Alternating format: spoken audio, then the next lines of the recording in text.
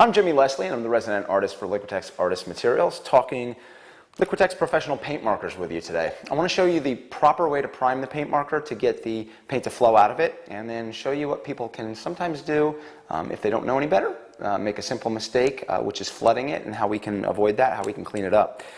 This is what the marker looks like right away when it comes out of the package. You've got your nib on there. It's white because no paint's flooded through there yet, or flowing through there yet, I should say. I want to shake it up. Nice thing about the Liquitex paint markers, they're the same archival artist grade pigments that we use in our paints, and of the 50 colors, we have quite a number of those that also match the tube colors, that match our inks, our spray paint, soft body and heavy body colors as well. When you start, you want to push down a few times, get that going. Now, when I do this, I'm going to do it a few times, and then I'm going to hold up and wait. Now, it's just starting to make its way down the nib right there. Obviously, the nib's somewhat absorbent, so I want to let it go a little bit because it's going to continue to flow. I'll press a few more times. What you don't want to do is keep pressing it until it's all the way down at the bottom. Now it's flowing a little bit more, and if I watch it, again, it's seeping into there a little bit more all the way around. So again, I'll let it go a little bit, a few more times. So as you might notice right here, patience is the key. It's making its way down there now, slowly, and I'm going to go 2 more times.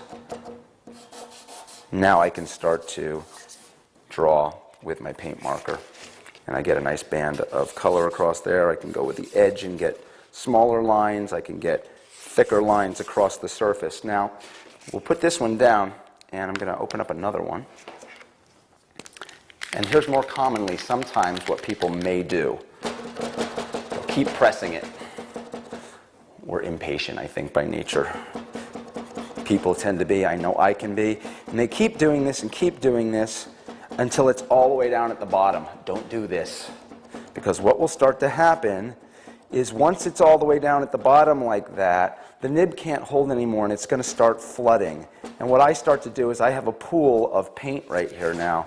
You can see how that drips. Now that could be a very desirable effect for you. It might be something you actually want to do. In most cases people don't, but it might be.